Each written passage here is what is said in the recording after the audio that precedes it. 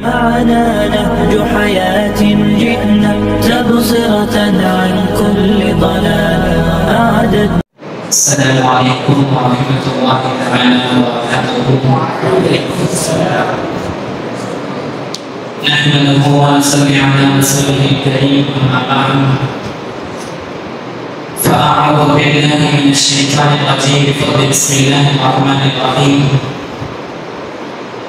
الله الذي خلقكم من ضعف ثم جعل من بعد ضعف قوة ثم جعل من بعد قوة ضعفا وشيبا. صدق الله العلي العظيم. وقال النبي صلى الله عليه وسلم: الشباب شعبة من الجنون، وكما قال عليه الصلاة والتسليم. إلا وحيوم الله جل جلاله محمد ربنا وملكه وكتابه சலாமின் சமூகம் சலாமின் பக்கத்தை நமது இவனத்தின் தலைவர் கண்மணி நாயகம் ரசூலுல்லாஹி ஸல்லல்லாஹு அலைஹி வஸல்லம் அவர்களின் மீதும் அவர்களின் வாழ்க்கை வழிமுறைகளை ஒன்று விடாத பின்பற்றிய சத்திய சஹாபாக்கள் தாபிஈன்கள் தபஅ மீதும் இந்த நஜ்முல் இஸ்லாம் மாணவர் மன்றத்தில் அமர்ந்திருக்கும் நம் அனைவரின் மீதும் அல்லாஹ்வுடைய சாந்தியும் ரஹ்மத்தும் பின்பற்றுவதற்கு ஆமீன். கண்ணியத்திற்குரிய அல்லாஹ்வின் நாம் வாழ்கின்ற இந்த உலகத்தில் அனைத்து உயிரினங்களும் பிறந்தவுடன் தானாகவே நிகழ்ந்து தானாகவே நடந்து தன்னுடைய சுயத்தை அதுவாகவே செய்து கொள்கிறது. ஆனால் மனிதன் அப்படி அல்ல. அல்லாஹ் தஆலா பற்றி தன் குர்ஆனை கூறி காண்பிக்கின்றான். அல்லாஹுல்லதி خلقكم من ضعف. மனிதன் பலவீனத்திலிருந்து அல்லாஹ் உங்களை பலவீனத்திலிருந்து படைக்கின்றான். ثم جعل من بعد ضعف قوة. அந்த பலவீனத்திலிருந்து அல்லாஹ் ஒரு பலத்தை கொடுக்கின்றான். ثم جعل من بعد ضعف قوة وشيبا. ثم جعل من بعد قوة ضعفا وشيبا. பின் அந்த பலத்திற்கு பின்னால் அல்லாஹ் தஆலா மீண்டும் பலவீனத்தை கொடுக்கின்றான். கண்ணியத்திற்குரிய அல்லாஹ்வின் அல்லாஹ் தஆலா ஒரு மனிதனுடைய வாழ்க்கையை மூன்று பருவமாக பிரிக்கின்றான். முதலாவது பருவம் அறிவும் ஆற்றலும் இல்லாத மறவை பருவம். இரண்டாவது பருவம் இரண்டுமே இருக்கக்கூடிய, அதாவது அறிவும் ஆற்றலும் இருக்கக்கூடிய இளமை பருவம். மூன்றாவது பருவம் அறிவும் ஆற்றலும் இருந்தும் பலவீனம் தரக்கூடிய முதுமை பருவம். இந்த ஒரு சமுதாயம் புகழ்ச்சியும் நிகழ்ச்சியும் கண்டுவர வேண்டும் என்று சொன்னால் இந்த இளமை பருவத்தை வைத்துத்தான். இந்த இளமை பருவம் அல்லாஹ் தஆலா முதலிலும் பலவீனத்தை கொடுக்கின்றான். பிறகு இறுதியில் அறிவும் ஆற்றலையும் கொடுத்து பலவீனத்தை தருகின்றான். இரண்டிலும் பலவீனத்தை கொடுத்து மற்ற இரண்டுக்கும் மத்தியில் பலத்தை கொடுத்திருக்கின்றான் என்று சொன்னால் அந்த நடுவே இருக்கக்கூடிய இந்த இளமை பருவம் என்பது எவ்வளவு முக்கியமான ஒரு பருவம் என்று நாம் சிந்தித்து பார்க்க வேண்டும். மனிதன் இந்த இளமை பருவத்திலே சில சாதிக்க முடியாத அனைத்து விஷயங்களும் சாதித்தாலும் கூட அவனுடைய சில ஆசைகளினாலும் சில மனோ இச்சைகளினாலும் அவனுடைய வாழ்க்கையை சின்ன பின்னமாக ஆக்கிக் கொள்கின்றான். இதை பற்றித்தான் கண்மணி நாயகம் ரசூலுல்லாஹி ஸல்லல்லாஹு அலைஹி வஸல்லம் சொன்னார்கள், அஷ்ஷபாபு ஷஅபத்துன் மினல் ஜுன். வாலிபம் என்பது பைத்தியத்தின் ஒரு வகை என்பதாக சொல்லி காண்பித்தார்கள். ஆமாம் சகோதரர்களே, நீங்கள் சிந்தித்து பாருங்கள். ஒரு வாலிபனை எடுத்துக்கொண்டால் உனக்கு என்ன வேண்டும் என்று சொன்னால் சில வாலிபன் மந்தியின் மீது பைத்தியமாக இருப்பான். சில வாலிபர்கள் மங்கையின் மீது பைத்தியமாக இருப்பார்கள். சில வாலிபர்கள் மதுவின் மீது பைத்தியமாக இருப்பார்கள். சில வாலிபர்கள் ஆங்காங்கே கூட தன்னுடைய துணியை பிடித்துக் கொண்டு உலாவுவதிலே பைத்தியமாக இருப்பார்கள். இதையெல்லாம் விட ஆக மோசமான பைத்தியம் என்னவென்று தெரியுமா? பெண்ணின் மீதான பைத்தியம். இதை பற்றி நான் அல்லாஹ் தஆலா குர்ஆனில் கூறினான். பெண்களிலிருந்து மனோ இச்சையின் பிரியத்தை உங்களுக்கு, அதாவது மனிதனுக்கு அழகிற்கு காட்டப்பட்டுள்ளது. ஆகவே துணிவான குறிப்புள்ள வாலிப நண்பர்களே, அல்லாஹ் கற்றுக்கொள்ளுங்கள். கண்ணியத்திற்குரிய அல்லாஹ்வின் நாளை மறுமையிலே அல்லாஹ் தஆலா சில கேள்விகளுக்கு நம்மிடம் கேட்காமல் இந்த கேள்வி காக்கூடிய இடத்தை விட்டு அந்த அடியானுடைய கால் நகராது என்பதாக சொல்கிறார். என்ன கேள்வி தெரியுமா? சற்று சிந்தித்து பார்க்க வேண்டும். படைத்த ரப்பே, ஒரு அடியானிடம் கேட்கின்றான், உன்னுடைய வாழ்க்கையை நீ எவ்வாறு செலவழித்தாய்? உன்னுடைய வாலிபத்தை நீ எவ்வாறு செலவழித்தாய்? சற்று யோசித்து பாருங்கள். வாழ்க்கையிலே தான் வாலிபமும் இருக்கிறது. படைத்த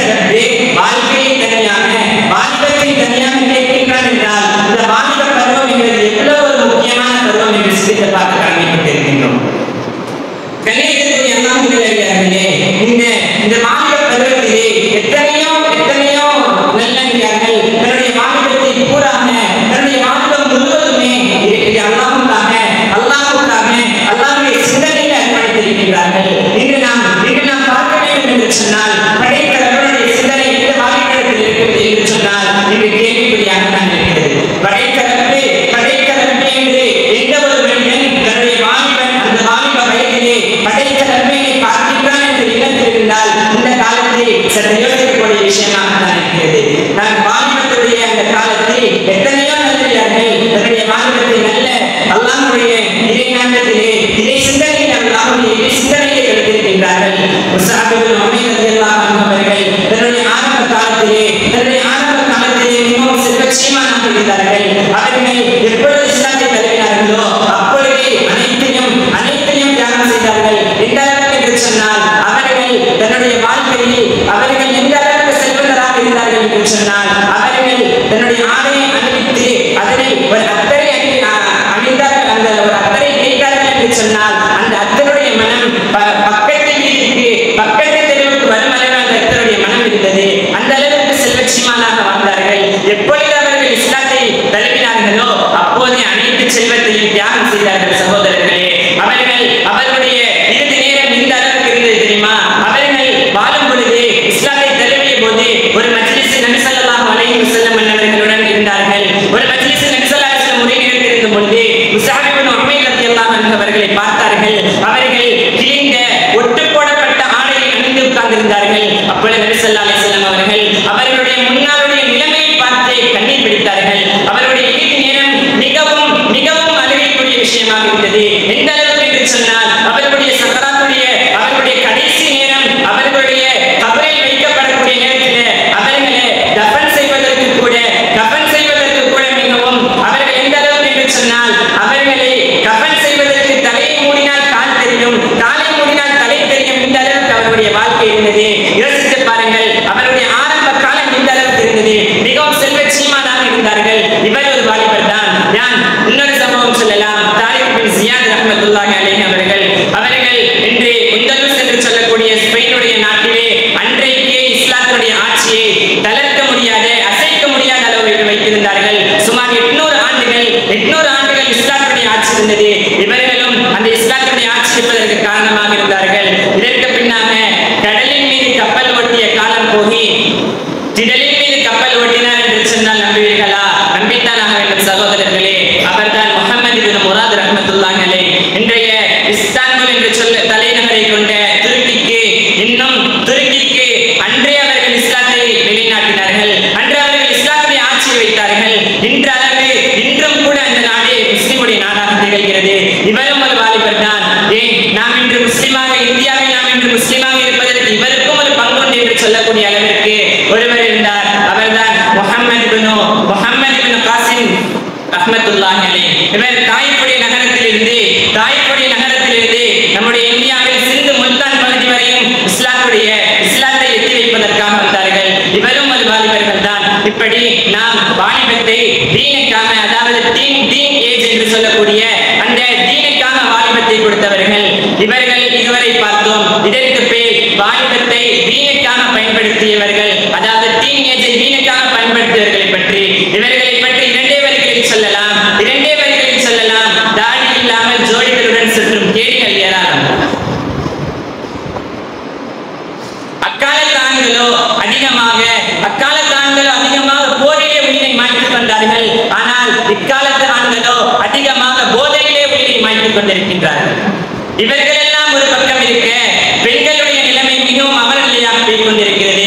20 வருடங்களாக தன்னை பாசமாக அரவணைத்து பாசம் காட்டி வளர்த்த தன்னுடைய தாயை விட்டுவிட்டு வெறும் 2 மாதம் தேசம் காட்டக்கூடிய காதலின் பக்கம் ஓடிக்கொண்டிருக்கிறார்கள். பெண்களை பற்றி எடுத்தோம் என்று சொன்னால் போய்கொண்டே இருக்கலாம். அது நமக்கு இன்னொரு தலைப்பில் பேசலாம் இன்ஷா அல்லாஹ். நம்முடைய இந்த வாழ்க்கை, இந்த தீன் ஏஜை இதற்காக நாம் பயன்படுத்த வேண்டும். சஹாபாக்கள் பெரிய நல்லடியார்கள் இதற்காக அந்த தீன் ஏஜை யூஸ் பண்ணினாங்க. எப்படி அவங்க இதை சிந்தனையில யூஸ் பண்ணாங்கன்னு நான் சிந்திக்க பார்க்கணும். கண்ணியத்திற்குரிய அல்லாஹ்வின் நல்லடியார்களே, இந்த உலகத்தில இன்று இருக்கக்கூடிய அனைத்து வாலிபர்களும் நாளை சமுதாயத்தின் தலைவர்கள்.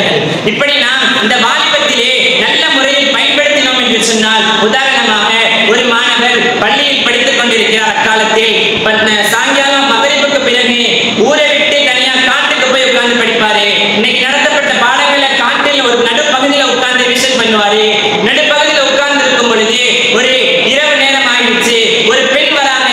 ஒரு பெண் வந்து அந்த அவர் இருக்கக்கூடிய அந்த வீட்டினுடைய கதவை தட்டுறாங்க.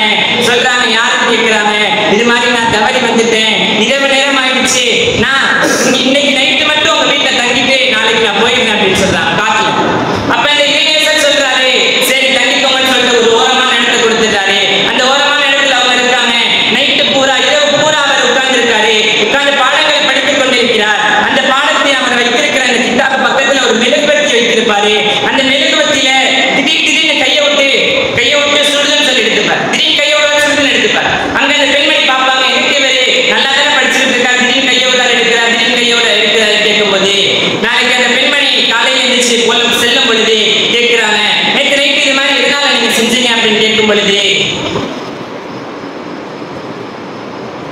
அந்த பெண்மணியிடம் அவங்க சொல்றாங்க, நீங்க இருந்தீங்க ஒரு தனி காட்டு, யாருமே இல்ல, தனி வீட்டுல ஒரு ஆண் ஒரு பெண் இருக்கிறாங்க. எப்படி ஒரு ஆண் ஒரு பெண் தன் ஒரு இடத்துல இருந்தா எப்படி ஒரு பாவத்துடைய சிந்தனை வருமோ அதே போலதான் எனக்கு வந்துச்சு. நான் இந்த நெருப்பை பார்த்து பயந்தேன். இந்த நெருப்புல கையை விட்டு சுட்டுச்சு. எனக்கு இந்த நெருப்பையே தாங்க முடியலையே. நான் ஒரு பாவம் செஞ்சுட்டேன்னா நாளைக்கு நரக நெருப்பு இதை விட 70 மடங்கு கடினமான நரக நெருப்பை என்னால் எப்படி தாங்க முடியும் என்று சொல்லி அந்த மெழுகுவர்த்தி நெருப்பை பார்த்து நான் பயந்தேன். இப்படி நான் என்னுடைய பாவத்தை விட்டு நான் விலகிட்டேன்னு சொல்றாங்க. இந்த அளவு தன்னுடைய அந்த வாலிபத்தை எந்த அளவு பேணி பாதுகாத்திருக்காங்க நம்ம யோசித்து பார்க்கணும். நாம் வாழக்கூடிய ஒவ்வொரு நொடியும் இந்த வாலிபத்துடைய இந்த டீனேஜ் மிக முக்கியமானது. ஒரு வாலிபன் தன்னுடைய ஆரம்ப காலத்தில் அல்லாஹ் தஆலா பலகீனத்தை கொடுக்கின்றான். தன்னுடைய முடிவில் அதிக மாற்றலும் இருந்து பலகீனத்தை கொடுக்கின்றான். இறுதியில் அதிக மாற்றலும் இருந்து பலத்தை கொடுக்கின்றான் என்று சொன்னால் இந்த வாலிபம் எவ்வளவு ஒரு மகத்துவமானது என்று சிந்தித்து பார்க்க வேண்டும். நாம் இந்த வாலிபத்தை எப்படி வாழ்கின்றோம் என்று அல்லாஹ் தஆலா நாளை மஹ்ஷர்ல கூப்பிட்டு கேட்பானே, என்ன சொல்ல போறோம் நம்ம சிந்தித்து பார்க்கணும். நாளை மஹ்ஷர்ல கோடான கோடி மக்களுக்கு முன்னாலே உடைய வாலிபத்தை எவ்வாறு செலவழித்தாய் கேட்கும் போது நம்ம என்ன பதில் சொல்ல போறோம் சற்று சிந்தித்து பாருங்க. நாம் வாழக்கூடிய காலம் முழுவதும் அல்லாஹ் தஆலாவிற்கு பிடித்த நன்மக்களாக அல்லாஹ் தஆலா நம் அனைவரையும் மாற்றி அருள்புரிவானாக.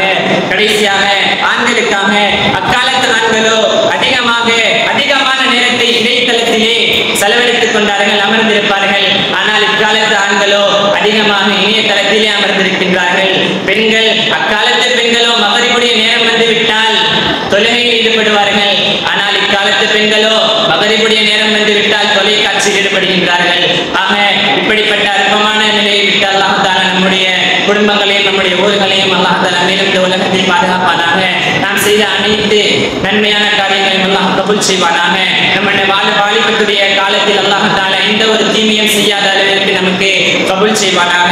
நாம் இங்கு எப்படி ஒன்று கூடி இருக்கிறோமோ அதே போல் சொர்க்கத்தில் ஜன்னத்துல் ஃபிர்தௌஸ் ஒன்று கூடக்கூடிய பாக்கியத்தை அல்லாஹ் தந்தருள்வானாக.